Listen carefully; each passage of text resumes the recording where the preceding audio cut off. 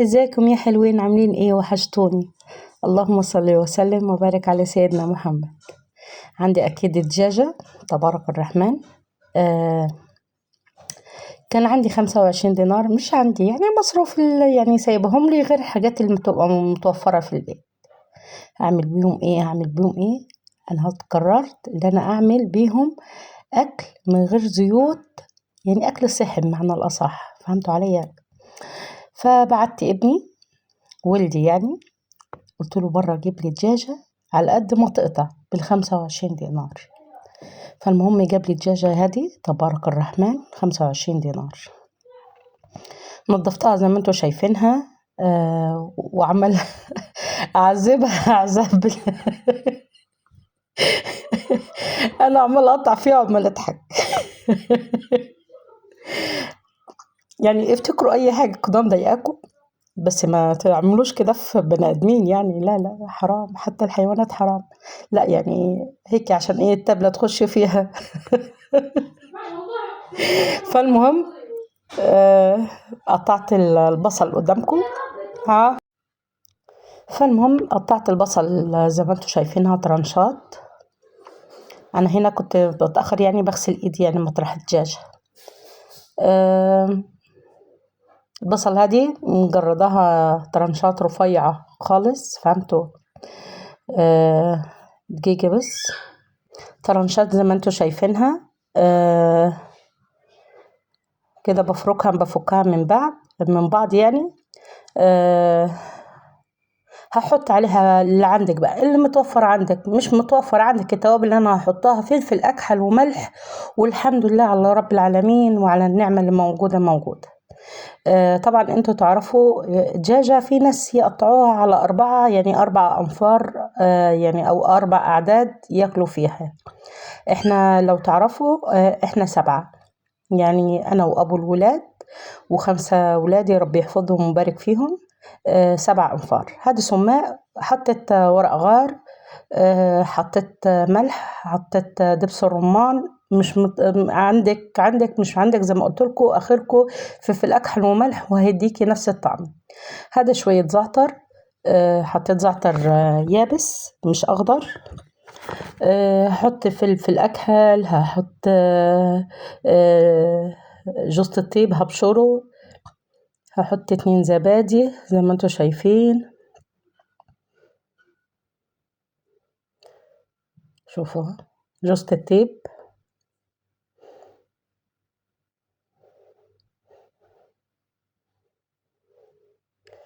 اللهم صل وسلم وبارك على سيدنا محمد.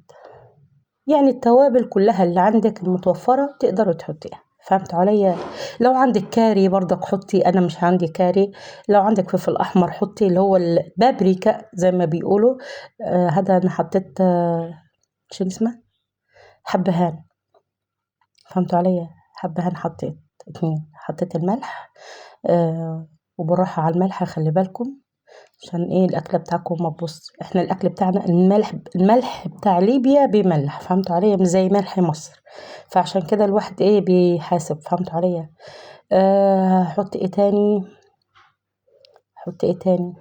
ايه فلفل اكحل كله بايدي، ها، زي امهاتنا زمان. يعني اكله صحيه ما فيهاش ولا قلي. الولاد قالوا لي ماما تنتاكي وما تنتاكي، شيشه زيت، شيشه ونص الماكينه بتاخدها، اللي هي بتاعت قلاية الدجاج.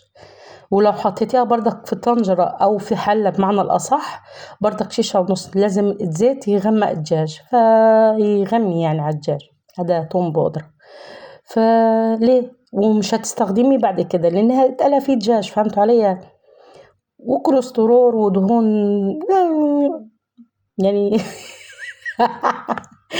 لا، فوتي الموضوع. أكل صحي اهو، هيلاقوا فين أكل صحي ونضيف زي كده؟ وسهل، والجو حر مش مستاهل يعني طبيخ، ومش مستاهل زيوت. لا الجو حر يا جماعة، يعني هونوها على بعضيكم عادي. هنا بفك خلاص انا فرقت، يعني بعد ما حطيت التوابل فرقتهم في بعض عشان ايه البصلة ايه تدبل معانا شوية. هحط 2 زبادي عندي، حط عليهم دبس الرمان، هو المفروض كمان كنت احط ربع كشك طماطم، اللي هو طماطم الصلصة يعني، طماطم حكة. وكنت حطها على الرخامة بس نسيتها. بس عادي يعني، عادي. هتشوفوا اللون هيطلع خرافة يا جماعة. هذا دبس الرمان ما اقدرش استغنى عنه عشان ورق العنب. طبعا انا عشيقة الورق العنب، معنى الاصح الورق العنب ده من غير دبس الرمان ولا اي حاجة يا جماعة الخير. انا ازاي كنت باكل ورق عنب زمان؟ بس والله لا، كان حلو زمان برضه، كان حلو. الواحد كان يتفرج كده عشان فيه. ايه بقول لكم ازاي الواحد كان بياكل ورق عنب ازاي من غير دبس رمان. بس لا والله كان فيه طعم وبنا زمان. الاكل زمان كان ليها طعم تاني. فربي يحفظ لنا امهاتنا يا رب، والمتوفيه يا رب يرحمها في الجنه ان شاء الله يا رب العالمين. انا امي ربي يبارك لي فيها ويرحم ابويا. خلاص كده قلبت الخليط زي ما انتم شايفين. الزيت انا على فكره حطيت زيت، معلقتين زيت. عشان ايه؟ الدجاجة يرطب يعني، فهمتوا علي، مع الزبادي والحاجات هذه. انا بخاف احط في الفايركس هذا اي طبيخ، انا اخري فيه حلويات. هذا يعني هيك من زمان الزمان يعني، من اول ما اتجوزت. انا بقالي 23 عام انا عندي الحاجات هذه. انا بخاف اطيب فيها الاكل اللي هو صينية بطاطا، طاجين بطاطا يعني. الاكل ده يعني اخري حلويات فيه كيكة يعني، ده اخري. لكن صواني هذه هي اللي تستحمل. وعلى فكرة هذه برضك من أول ما اتجوزت أبو الولاد، الصينية هذه كانت تيفال. بس مع الحك السلك والألمونيا والحاجات هذه أكيد بتبوظ يعني، بس ماشي حالهم. ولاد أصول بيستحملوا. آه كده زي ما انتوا شايفينها. هنشربها بقى البصل هذا كله وهندلعها. اللهم صل وسلم وبارك على سيدنا محمد. خلاص كده، خلاص احنا كده كملناها على نفس الأسلوب. مش هنحط عليها أي حاجة تاني، وهنحطها في الفرن بتاع البوتاجاز لو عندك فيه مروحة، أو فرن كهربائي لو عندك برضك فيه مروحة. ما عندكيش عادي يعني، ماشي الحال. المهم أنا شغلت من تحت عشان الدجاجة تنزل ميتها، فهمتوا علي. ما عنديش كمان السيلفر اللي هو الألمونتال اللي أنا أغطي بيها. فأنا مشيت حالي فيها والحمد لله طلعت طيبة تبارك الرحمن. حطيتها من تحت، شغلت عليها من تحت، شغلت عليها المروحة. المهم وعملت بقى الرز معاكم.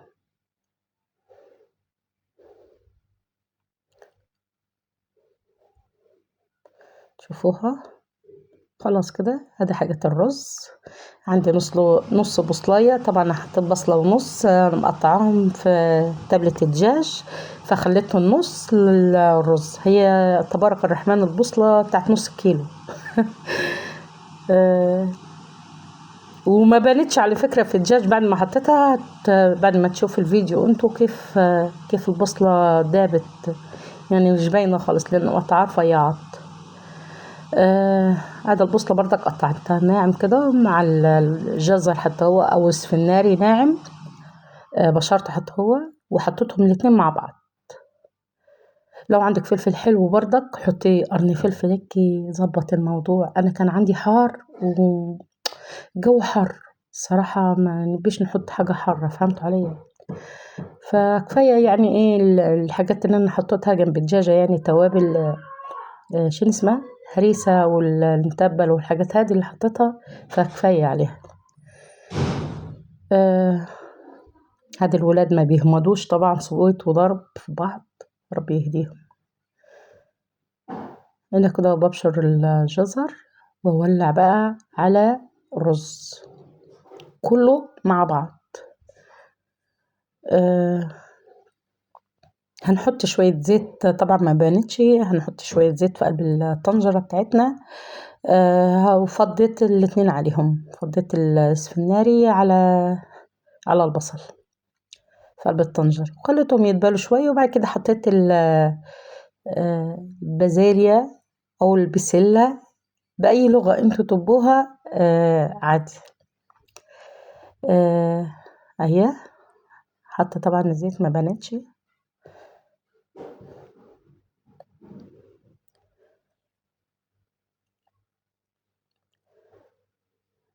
ايوه شفتوا أكلة ما فيش أسهل منها، رز معبي بالخضرة. شوفوا تدبل شوية بس ايه حط عليها البازليا أو البسلة، فهمتوا عليا. آخرها معايا حطيت فلفل، حطيت ملح، حطيت شوية بزار. البزار اللي هو الكركم يا جماعة الخير، لكن الكركم بيبقى سادة، لكن ما عندنا البزار بيبقى مشكل، فهمتوا عليا. آه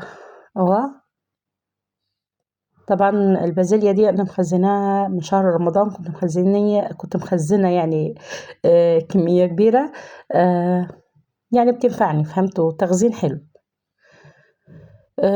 كده خلاص هديها تشويحة وهنزل عليها بالتابل، اللي هو البزار، يعني شوية كركم معنى الأصح عشان ما تلخبطوش معايا، والملح بس. يعني انت لو عندك مكعبات اللي هي مكعبات الدجاج حطي، ما عندكيش عادي فوت الموضوع. خلاص كده هنزل بقى بالرز واشوحهم مع بعض اهو، هذا الكركم، وهنزل بالملح.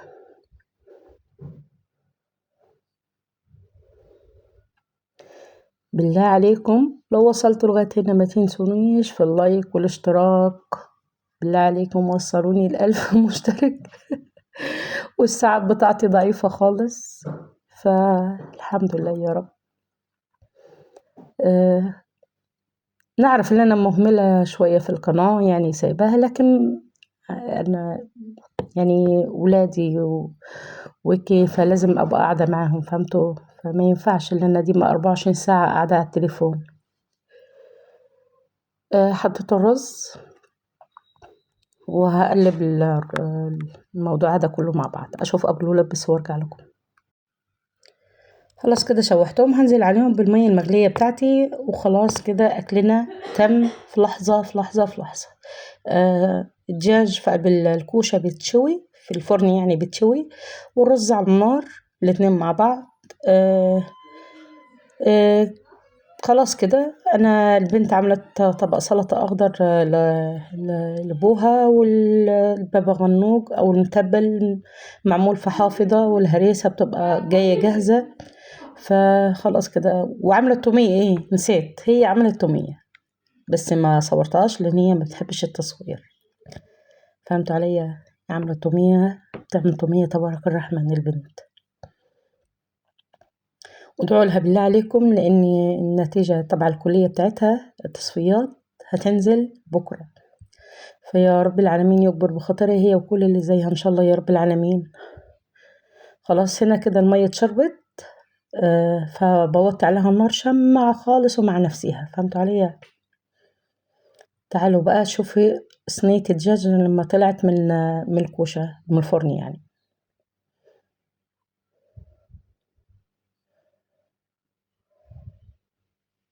شوفوا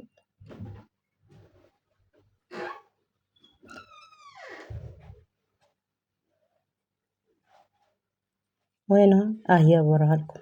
شوفوا تبارك الرحمن، واخدة لون من تحت ومن فوق. هي على فكرة هي مش محروقة، أنا البصل بس اللي أنا حطاه على الوجه، اللي هو البصل المكرمل، يعني هو الكرمل على الدجاجة من فوق.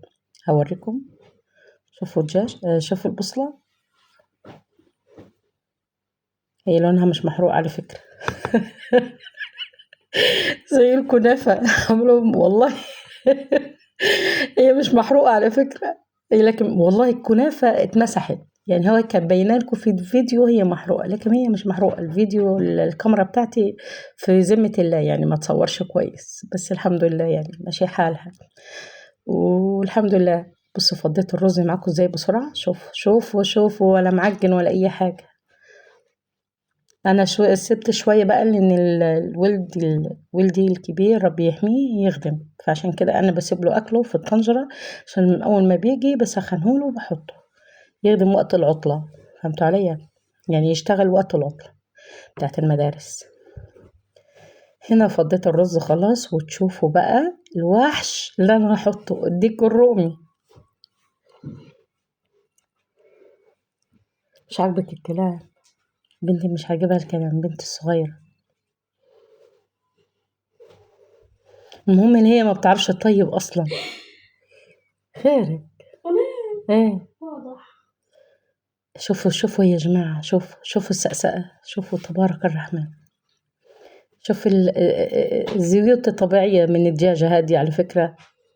زي ما انتوا شايفين انا حطيت معلقتين 2 بس كده ايه مع التبلة، لكن الزيوت هذه طبيعية مع نازلة مع السقسقة بتاعت الدجاج.